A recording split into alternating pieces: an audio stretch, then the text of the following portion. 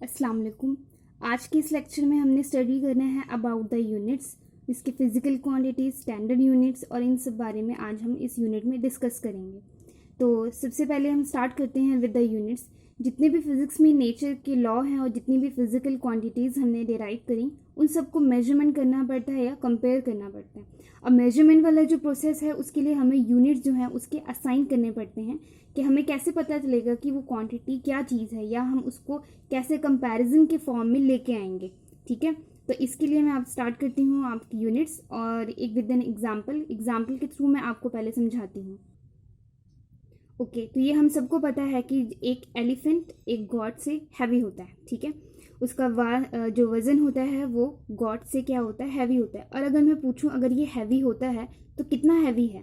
ठीक है, अब ये जो एलिफेंट भारी है तो कितना भारी है, तो अगर एग्जाम्पल के तौर पे मैं कहूँ कि इस गॉड से वो कितना है, 200 टाइम्स हैवी है, 200 गुना ज़्यादा भारी है।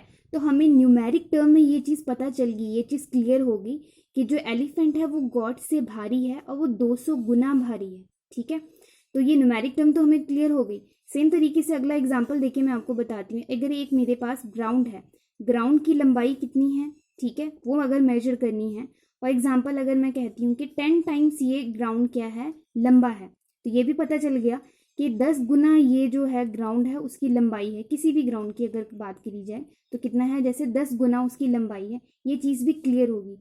तो अगर फिजिकल क्वांटिटी में सिर्फ हमारे पास न्यूमेरिक टर्म इंक्लूड नहीं होता, अगर ये चीज़ मैं आपसे पूछूं कि ये हैवी है 200 टाइम्स है, ये इतनी लंबाई है 10 टाइम्स है, तो अकेला 200 देख के हमें ये चीज़ नहीं पता चलती कि हम किस फिजिकल क्वांटिटी के बारे में बात कर रहे हैं। ठीक है, अगर ये चीज़ यहाँ पे हैवियर ना लिखा हो, अगर पूछूं कि जो एलिफेंट है वो गॉड से वो 200 टाइम्स है या ग्राउंड 10 टाइम्स है, तो क्या है, किस फिजिकल क्वांटिटी के बारे में हम बात कर रहे हैं। तो ये चीज़ ज़रूरी है कि अगर उसके यूनिट साथ में लिखे हों तो हमें ये क्लियर हो जाता है कि हम किसके बारे में बात करें, किस फिजिकल क्वांटिटी के बारे में बात करें। तो यूनिट्स के अंडर उसके फिर दो पार्ट आ जाते हैं उस पार्ट को समझने के लिए। ठीक है, उस क्वांटिटी को समझने के लिए। तो पहला हमारे पास क्या आता है, न्यूमेरिक पार्ट उसका। ठीक है, कि न्यूमेरिकल वैल्यू दी होगी तो हमें पता चल जाएगा कौन सी चीज़ कितनी गुना उसकी हमारे पास लंबाई में है, चाहे वो भारी में है। ठीक है, और दूसरा पार्ट हमारे पास जो आ जाता है वो उसकी फिजिकल क्वांटिटी के बारे में बताता है कि वो हमारे पास क्वांटिटी कौन सी है। फॉर एग्जांपल अगर जो एलिफेंट है अगर उसका वेट जैसे 200 kg टाइम्स ज़्यादा है तो 200 हमें न्यूमेरिक पार्ट पता चल गया कि इतना गुना ज़्यादा है।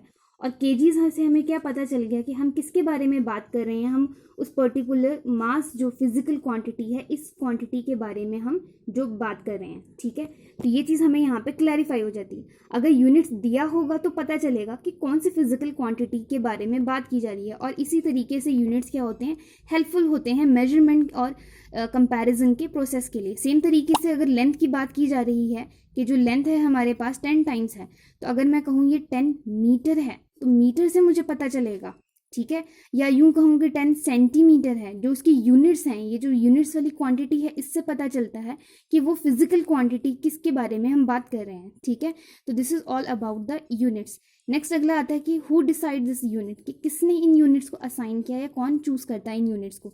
तो जो यूनिट्स जो है वो चूज किए जाते हैं बाई द CGPM। ठीक है, जो CGPM है इसका मतलब है general conference on weight and measurement. ठीक है, तो जो जर्नल काउंसिल जो बनाई गई है, एक्चुअल में जो CGPM है, ठीक है, वो जो वर्ड लिया गया है वो फ्रेंच से लिया गया है, तो इसका जर्नल इंग्लिश मीनिंग यही होता है, general conference on weight and measurement. ठीक है, तो जो मेजरमेंट करता है वो सारी क्वांटिटीज़ वगैरह जो असाइन करता है वो यही वाला जो ब्रांच है वो करता है। ठीक है, अब उसके बाद आगे हमारे पास आता है next, what is the physical quantities and the fundamental quantities and the derived quantities. ठीक है, फिजिकल क्वांटिटीज तो आपको क्लियर है कि क्या है, जैसे हमारे पास फोर्स है, लेंथ है, मास है और एक्सेलरेशन है, वेलोसिटी है। बहुत सारी टर्म्स जो है फिजिक्स की वो सारी क्या होती हैं, फिजिकल क्वांटिटीज होती हैं। ठीक है, अब अगला आता है फंडामेंटल क्वांटिटीज की। जो फंडामेंटल क्वांटिटीज हैं वो क्या होती हैं। ठीक है, फंडामेंटल क्वांटिटीज की फंडामेंटल क्वांटिटीज क्या चीज़ होती हैं।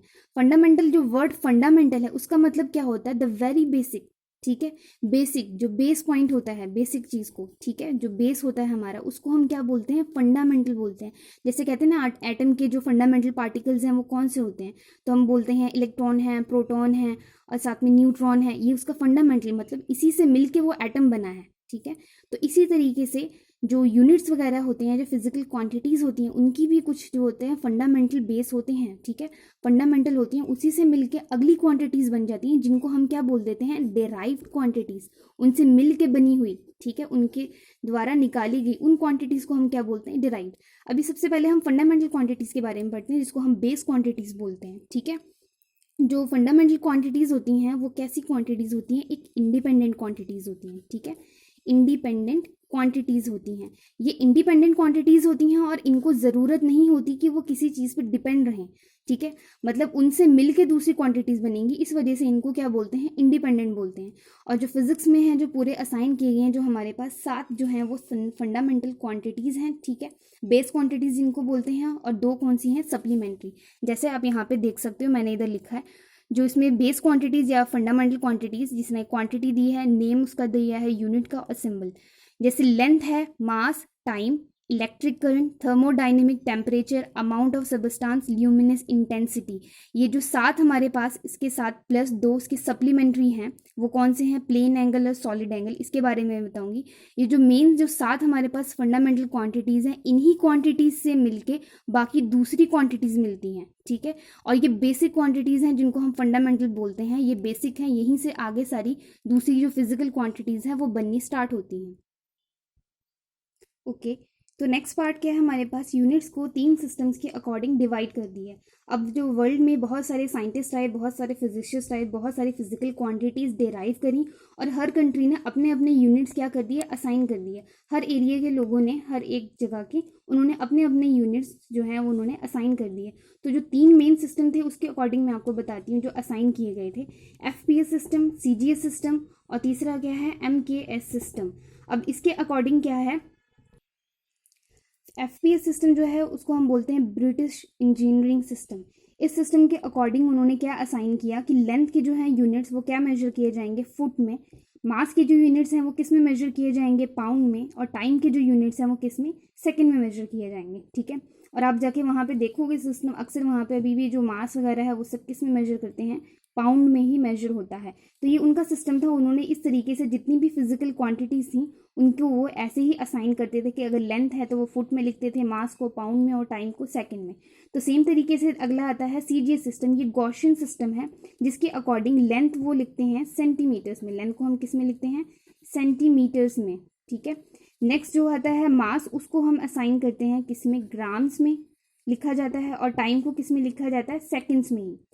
अगला आता है MKS सिस्टम। ये हमारे पास इस सिस्टम के अकॉर्डिंग जो लेंथ है वो उसको हम लिखते हैं मीटर्स में, ओके, और जो मास होता है उसको हम लिखते हैं किलोग्राम्स में, और जो टाइम है उसको हम किस में लिखते हैं, सेकंड्स में। तो ये 3 जो मेन सिस्टम थे, इसके अकॉर्डिंग पहले जो थे बहुत सारी जो फिजिकल क्वांटिटीज़ वगैरह थी उनको इन टर्म्स के यूनिट्स में लिखते थे। तो ये बहुत इंपॉर्टेंट है, इसको अच्छे से याद रखना, तीनों सिस्टम के अकॉर्डिंग। अब ये तो बहुत ज़्यादा डिफिकल्ट हो गया कि इतनी ज़्यादा फिजिकल क्वांटिटी है, इतने ज़्यादा फिजिशियंस आए और उन्होंने अपने अपने इतने सारे यूनिट्स दे दिए। अब इन फिजिकल क्वांटिटीज़ को जो स्टडी करना था, उनके जो यूनिट्स को जो स्टडी करना था, वो और भी ज़्यादा डिफिकल्ट हो गया। तो इसलिए उन्होंने एक सोल्यूशन निकाला कि पूरे इंटरनेशनल लेवल पे एक ही सिस्टम ऑफ यूनिट्स रखा जाए जिसके अकॉर्डिंग सारी वैल्यूज वगैरह फाइंड आउट की जाएंगी, ठीक है। वो सिस्टम उन्होंने क्या डिसाइड किया, that's called the SI system, ठीक है। इस सिस्टम को हम क्या बोलते हैं, SI सिस्टम, ठीक है, इंटरनेशनल लेवल पे सिस्टम ऑफ यूनिट्स जो हैं। इसके अलावा इसके हिसाब से ही बाकी सारे यूनिट्स वगैरह लिखे जाते हैं, या ये सिस्टम उन्होंने असाइन कर दिया कि इस सिस्टम के अकॉर्डिंग ही सारे यूनिट्स लिखे जाएंगे, और जो पूरे वर्ल्ड में सेम रहेंगे, कोई अपनी मर्जी से चेंज नहीं कर सकता, और इस तरीके से स्टडी करना बहुत ज़्यादा ईजी रह जाएगा। जैसे मैंने आपको ये जो पहले बताया था स्टार्टिंग में, जो 7 फंडामेंटल बेसिक क्वांटिटीज़ थी फंडामेंटल, उसके अकॉर्डिंग देखो क्या था, लेंथ जो है, जो SI सिस्टम के अकॉर्डिंग लेंथ को मीटर्स में लिखना होता है, ठीक है, जिसका सिंबल M है। मास को हम लिखते हैं किलोग्राम में, टाइम को लिखना होता है सेकंड में, इलेक्ट्रिक करंट को एम्पेयर में, जो करंट वगैरह जो मेजर किया जाता है, थर्मोडायनेमिक टेम्परेचर उसको केल्विन में लिखना होगा, अमाउंट ऑफ सबस्टांस मोल में, ठीक है, और ल्यूमिनेट इंटेंसिटी कैंडेला में। और सेम तरीके से 2 सप्लीमेंट्री जो है, प्लेन एंगल जो है उसको रेडियन में, जो सिंपल एंगल जो हमारे पास बनता है जैसे ये है, ठीक है, जिसको हम थीटा से जो मैंने लिखा है, ये जो एंगल मेरे पास बनता है उसको किस में लिखना है, रेडियन में, और जो सॉलिड एंगल है उसको हम लिखते हैं स्टेरेडियन में। जो सॉलिड एंगल होता है वो 3D एंगल होता है, उसको हम बोलते हैं सॉलिड एंगल, ठीक है। ये प्लेन में है, वो 3 डायमेंशन में होता है, उसको हम बोलते हैं सॉलिड एंगल। तो ये सिस्टम जो है पूरा SI सिस्टम के अकॉर्डिंग उन्होंने सारा कुछ सेट कर दिया और इसी के हिसाब से सारी जगह पे पूरे वर्ल्ड में यूनिट्स वगैरह लिखे जाते हैं। ये कुछ सफिक्स हमारे पास प्रीफिक्सेस हैं SI यूनिट के, जिनके 10 की पावर्स जो हैं वो आपने याद रखनी है, ठीक है। ये बहुत ज़्यादा हेल्पफुल है जब हम यूनिट्स को कन्वर्ट करते हैं, ठीक है। इसमें ये जो 10 की पावर्स में ये वैल्यूज़ याद रखनी है कि 10 की पावर में कितना होता है। जैसे डेसी है तो 10⁻⁻1, डेका है तो 10 की पावर 1 होगी, सेंटी, मिली, माइक्रो, ये बहुत इंपॉर्टेंट है। ये मैंने ऐसे यहाँ पे आपको लिख के शो किया है। तो सेम तरीके से आपने ये याद रखना है कि अगर मिली है तो उसको आपको पता होना चाहिए कि पावर उसकी -3 में होगी। माइक्रो की अगर बात की जा रही है तो -6 में होगा। अगर किलो बोल रहे हैं तो 3 होगा। तो ये जो वैल्यूज़ हैं और साथ में जो इसके सिंबल हैं वो इस तरह से डिनोट किए जाते हैं, ठीक है। C है, M है, म्यू है, ये सारी वैल्यूज़ इस तरीके से यहाँ पे शो की जाती हैं। नेक्स्ट पार्ट जो है वो है डायमेंशन एनालिसिस, जो बहुत ज़्यादा इम्पॉर्टेंट है। तो डायमेंशन एनालिसिस में सबसे पहले आपको तो पता होना चाहिए डायमेंशंस क्या हैं, किसके बारे में हम बात कर रहे हैं, डायमेंशन होता क्या है। अब मैं पहले आपको ना छोटी सी जर्नल एग्जांपल देके समझाती हूँ, उसके बाद फिजिक्स के टर्म में चलेंगे कि डायमेंशन होता क्या है समझने के लिए। अब कोई भी फिजिकल क्वांटिटी है, जैसे एग्जांपल के तौर पे फोर्स ले रही हूँ, ठीक है। फोर्स क्या है, एक फिजिकल क्वांटिटी है, ऑलराइट, फोर्स है। नेक्स्ट सेम तरीके से हमारे पास जैसे क्या आती है वेलोसिटी, वो भी क्या है, एक फिजिकल क्वांटिटी है, ठीक है। अब इन क्वांटिटीज़ के बारे में हमने उसके डायमेंशंस के बारे में स्टडी करना है। डायमेंशन का पता होना चाहिए कि वो उसके डायमेंशन क्या है, ठीक। अब एग्जाम्पल के तौर पे मैं आपको बताती हूँ डायमेंशन की, अगर आपने जनरल लाइफ में नॉलेज समझनी हो। अगर आप कोई सूट स्टिच करवाते हो या कोई शर्ट या कोई भी आप अपना क्लॉथ स्टिच करवाते हो तो आप अपने टेलर को पूरी मेजरमेंट देते हो, ठीक है। वो आपकी लेंथ लेता है, हाइट लेता है, मतलब हर तरह की आपकी मेजरमेंट होती है और आपका वो जो ड्रेस होता है, जो भी आपका कपड़ा है, वो स्टिच कर देता है। वो मतलब उसको आपके डायमेंशन की नॉलेज होती है, तभी वो क्या करता है, आपके कपड़े स्टिच कर सकता है, ठीक है। तो ये थी जनरल एग्जांपल समझने के लिए कि डायमेंशंस के बारे में हम क्या बात कर रहे हैं। नेक्स्ट आते हैं, चलो फिजिक्स के टर्म्स में समझते हैं डायमेंशंस होता क्या है। अब मैं आपको बारी बारी सारे डायमेंशन के बारे में बताती हूँ। सबसे पहले हम स्टार्ट करते हैं विद द जीरोथ डायमेंशन, ठीक है। जीरो डायमेंशन के बारे में बात करते हैं।